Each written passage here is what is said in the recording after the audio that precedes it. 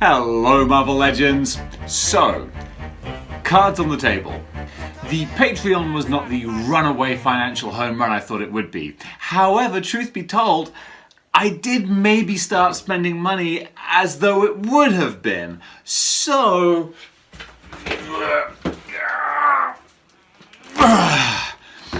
what I'm saying is, BJ, I think I might have to raise your tier. There's a new street fighter on your windowsill. The weapon is peace, the word is. So here we are, Marvel Legends, the super mega super turbo hyper fighting honey gold mustard barbecue flavored mega unboxing. As you can see, there have been some new additions. A couple of these actually came a day or two ago and have been unboxed. Ta-da! This one in particular is for a very special review that I want to do. A little personal retrospective to some silliness that I did a few years ago. But that's not why we're here. It's one of the reasons. We also have a gigantic amount of crazy random purchases here and there. As you can see, I'm changing the setup a little bit. I don't know what works. You know, I'm playing about with the formats. So first of all, these are going to be really quick unboxings because there's a lot of stuff, and then I might do individual reviews later. First of all, Godzilla. Don't know if I love him. I wanted to get like an iconic Godzilla. Problem is, every Godzilla, the like classic ones, are all dark. It's all very dark because he's just a dark-skinned reptile. So I thought, well, I'll get this version, which is from one of the later Japanese films where he's got more color to him. Because this is like a scar that he got in a previous movie. The problem is, it just looks like a regular Godzilla that's had some paint splashed on the front. And I'm like, I don't know, I think maybe I should have just gone traditional. But I'll save that for the proper review. Here, we have some random characters that I got from Facebook. Because I saw someone selling a whole big, assortment of old characters, and I was like, oh, there's a few choice little nuggets in there. So this first one is one that I've been holding off on getting for a long, long time. Because I was like, I don't need him, but I like the look of him. You recognize this? You know who this belongs to? Yep. It's Brother Voodoo. He's like, oh, where's my stuff? I was going to do a Brother Voodoo voice, but there's no way I could have done that without sounding like I should be cancelled. So here is Brother Voodoo with the cool white eyes. You can't see the eyes of the demon till he come for you. Come on, you know what movie that's from. And I just did a Brother Voodoo voice. It's all good. So here he is, and look. This looks cool. I like this with the hair and the white in there. They've got the cool skulls on the belt, the tatty cape, and of course, the translucent staff. Now then, I don't know where to put this guy. I currently have my shelf of misfit heroes who don't, misfit, because they don't fit into any of my, actually that's just where the term misfit came from. That's not me being clever, that's just where misfit derives from.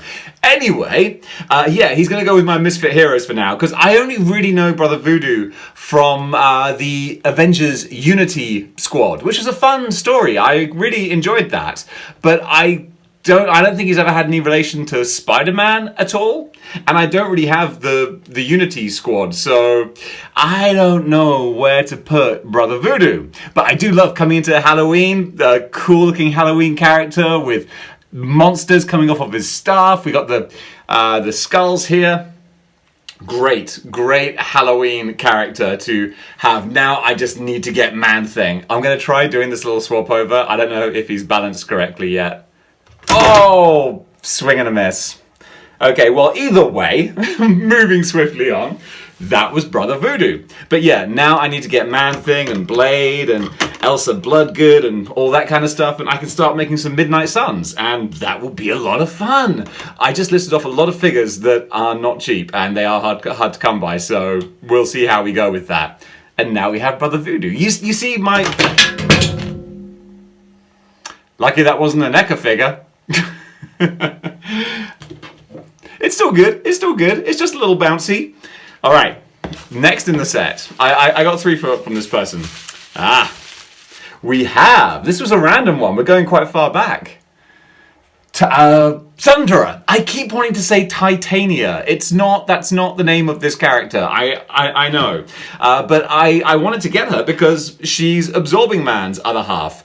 And I love characters that are, like pairs or make a team or whatever. So I thought this was a perfect one to get to go with my Crusher Creel on the miscellaneous villains shelf. The only thing is she is quite an old figure, and showing her age, like the hair is just, it's not even like flexible hair. The hair is a solid block of plastic. I do love her little mini wrecking ball though. That's kind of fun. So yeah, she's one to like sort of, she won't look great on her own, but she'll look fun paired up with, I'm not editing yet. And finally, this one here. See, this is what happens. It's like making a cake without a recipe book. You're just kind of throwing ingredients in and seeing what works. That doesn't work great. This here is an AIM beekeeper. Buddy of mine is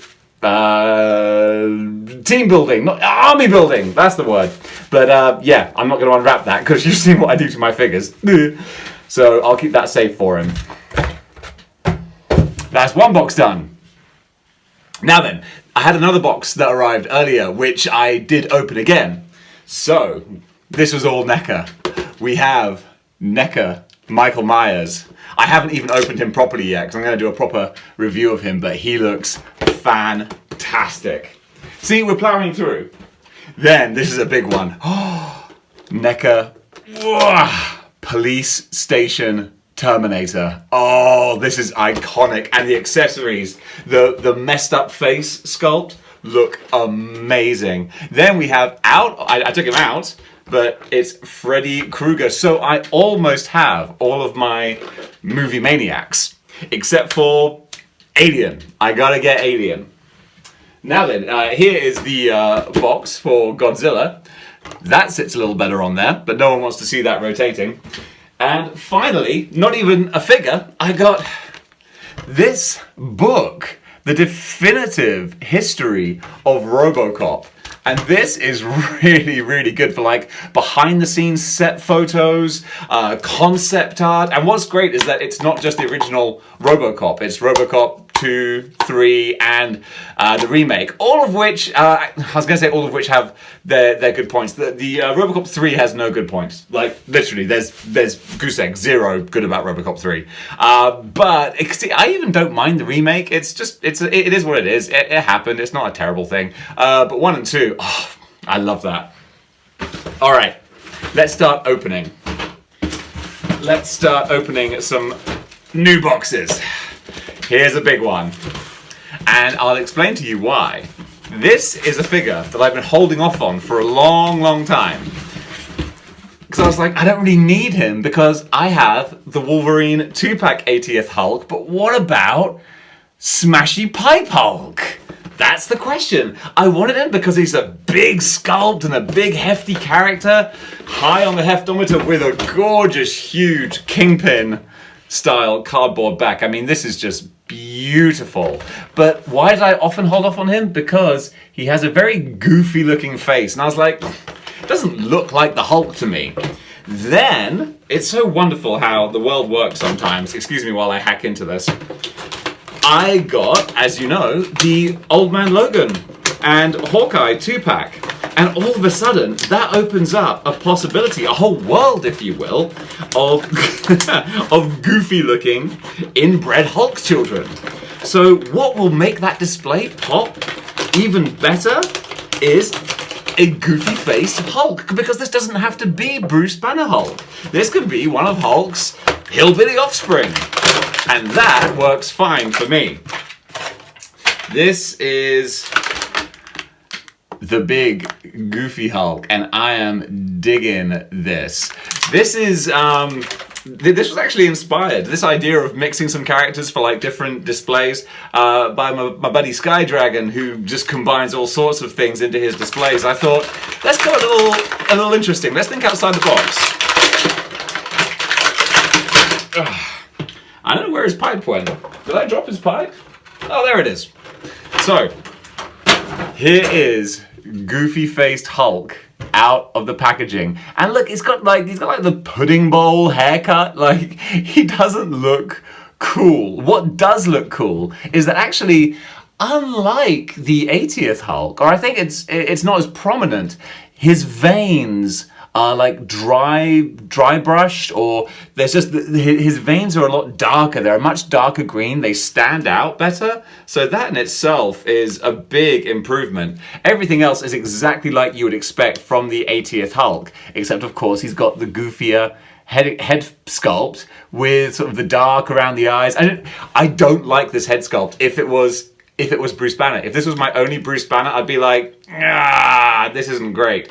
But as Bruce Banner's hillbilly kid, yeah, he'll do just fine. And also, this guy can actually stand on here without falling off. One thing I really love about this sculpt is it's got a low center of gravity. Because it rates so highly on the heftometer, it means that he's very easy to stand. Now, I don't think this is going to be easy to put in his hand though, because the Grey Hulk, I had to really soak the hand in hot water. But actually, these digits are a little softer. Don't know why. It's the same plastic, but yeah, I think I can wedge this in here. Although, actually, having said that, they are a little bit difficult. So maybe I'll go without the pipe for now, unless here we go. It's a real battle you're seeing on screen here. There we go. There is Hulk with his pipe, fresh from the wasteland, looking like he's gonna eat Wolverine's family or whatever awful thing the Hulks did. I still haven't reread it. I did read it originally, but I have a mind like a highly distracted ADHD baby bird that just flutters from one place to another. Anyway, there's Deluxe Hulk. All right. Now then, these two others are ones that I've been hotly anticipating from my last review. And again, I'm just going to do a quick synopsis for you because I want to get this video in under the 20-minute mark. So we have the rest of the NECA aliens. So, first of all, which one is this? Oh, we have, let me get the sticker off. It is Snake, yes. The Snake alien right here. Plus, we have the Gorilla alien. Alright. And finally, we have both the Mantis alien, which looks like a lot of fun, and we have the Scorpion alien, which looks badass.